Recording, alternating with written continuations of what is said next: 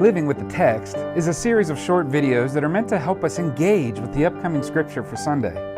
In the same way that a preacher lives with the text all week, we hope that you will also. We don't work on the text as much as we allow the text to work on us.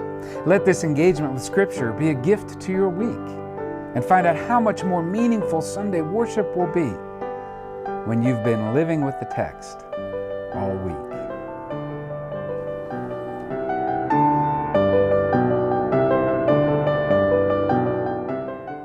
Well, the text this week is from the book of James. We continue on. We're in the third chapter still. We're going to start at verse 13 and read a little bit on into the fourth chapter. And then we're going to use it to help us understand this Gospel of Mark a little bit. Chapter 9, verses 30 through 37. So there are two texts this week for the life of the church. James writes, "Who is wise and understanding among you? Show by your good life that your works are done with gentleness, born of wisdom. But if you have bitter envy and selfish ambition in your hearts, do not be arrogant and lie about the truth. This is not wisdom that comes down from above, but is earthly, unspiritual, devilish. For where there is envy and selfish ambition, there will also be disorder and wickedness of every kind. But the wisdom from above is first pure, then peaceable, gentle, willing to yield, full of mercy and good fruits, without a trace of partiality or hypocrisy. And the fruit of righteousness is sown in peace by those who make peace. Those conflicts and disputes among you, where do they come from? Do they not come from your cravings that are at war within you? You want something and do not have it, so you commit murder.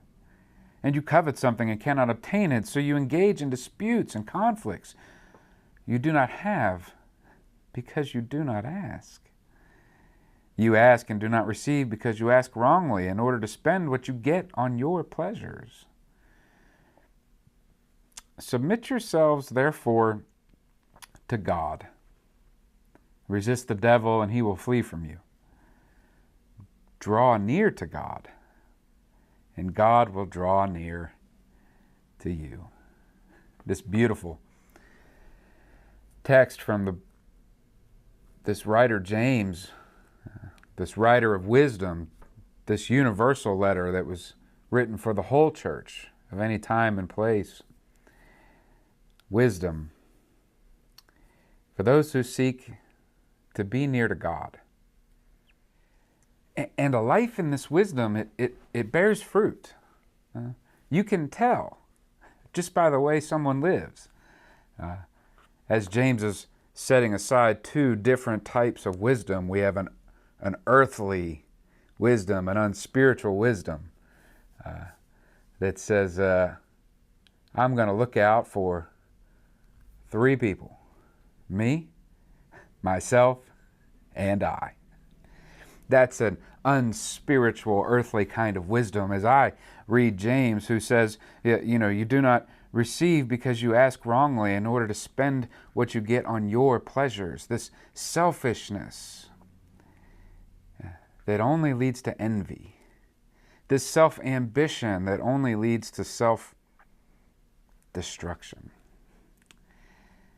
See, the faith has always called us to a higher wisdom and a higher purpose and a higher way of living. And so as we live with the text this week, we might be looking for higher wisdom, higher ways to live. Things that are pure, ways that are peaceable.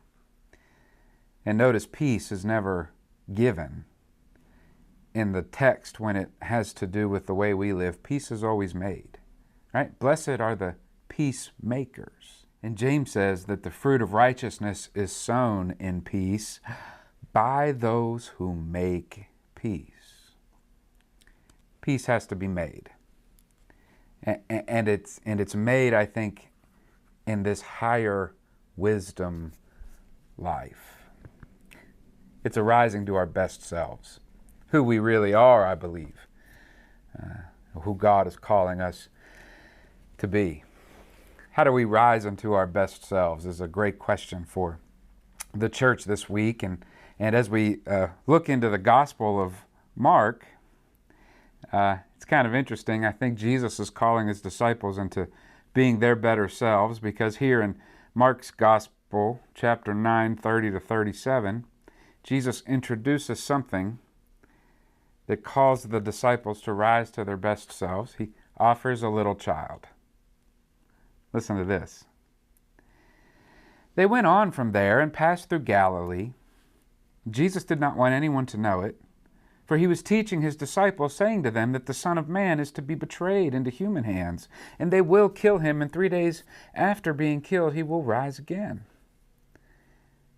But they did not understand what he was saying and were afraid to ask him. Then they came to Capernaum, and when he was in the house, he had asked his disciples, "What were you arguing about along the way?" But they were silent, for on the way they had argued with one another who was the greatest. Jesus sat down and called the 12 and said to them, "Whoever wants to be first must be last of all and servant of all." And then he took a little child and put it among them. And taking it in his arms, he said to them, "Whoever welcomes one such child in my name welcomes me, and whoever welcomes me welcomes not me, but the one who sent me." To rise up above our baseness, which is to argue over who is the greatest, to live lives of selfish ambition, to rise up to a higher calling. Jesus introduces a child. A child. The things that come to mind when we think of children are actually some of the wisdom that James lifts up here. Pure, peaceable, gentle, willing to yield, full of mercy and good fruit, showing no trace of partiality or hypocrisy.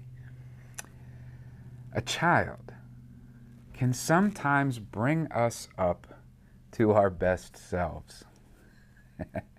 There's one place where I am not often my best self, and that's when I'm watching my youngest son Jonah play sports. I am one of those dads that get excited and I yell and I probably look and act a fool. I get angry, I get frustrated, I get proud, I get all of the good things, but oftentimes the worst in me comes out. He played his first junior varsity high school football game last Monday. And I'm excited for him, I'm nervous for him. And I'm also trying to be a little more mindful of being my best self as his dad on the sideline.